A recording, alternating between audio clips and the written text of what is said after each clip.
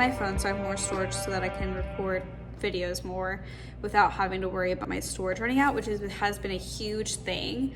And I thought I had storage until I started doing these, and I realized I needed more storage. Holy Week. Today's devotional was talking about Judas's betrayal and how Jesus tells Peter he will deny him 3 times. And so that was a really good Bible study this morning, reflection, and just remembering that even in our denial of Jesus and the small things we do and the big things we do, every single time we say no, that is a denial to Jesus. That is a turning away, a unwillingness to surrender our will for his will, ultimately for God's will. Remembering he still loves us and that he still forgives us. The whole time he was going up to the cross, and on the cross he was praying for us and saying, Father, forgive them, for they know not what they do. That is very, very encouraging, but also it helps us reflect in seeing when somebody does us wrong, when somebody hurts us, when somebody denies us, when somebody betrays us, when somebody whatever, what does our master do? He forgives and he loves despite it all. He loved Judas even though he knew he was going to betray him. He loved him even after he betrayed him, and he loved Peter knowing he was going to deny Jesus 3 times, and he loved him afterwards. So that is something that I can struggle to work on, but I know to do better.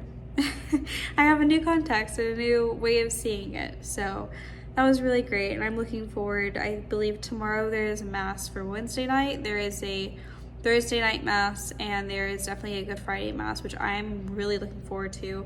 Just because I want to take part in remembering what Yeshua did for me, dying on the cross, and those final hours, and the waiting until Easter Sunday when he comes back and he gives us that hope of new life. I am excited. And also, like at last year when we did Good Friday, it was at a different church, and it led us closer to knowing what God wanted for us, but it wasn't the church we needed to be at.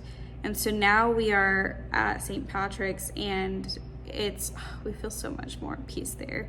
We have a stronger connection, we feel like, with God. And I know the building doesn't matter, but it's the people in it. Just the fact of where we're going, how more intentional it is there. That's what I think I'm trying to say. Is it's a lot more intentional there. And so there's going to be a lot more things that we're going to be able to do in order to intentionally follow and seek Yeshua.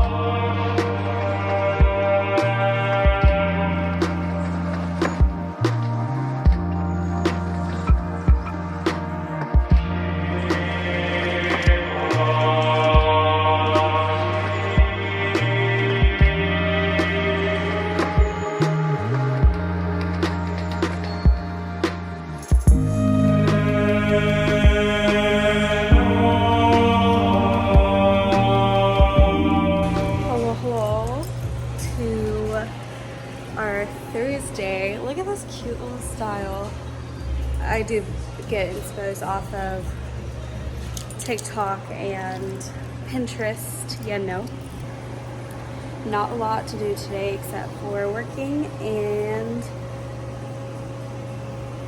food pantry. That's the other thing. That's it. Y'all have a great day.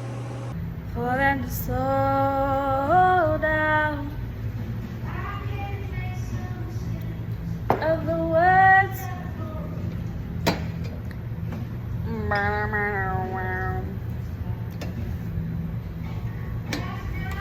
Was a record, do you remember? The color with kitchen floor.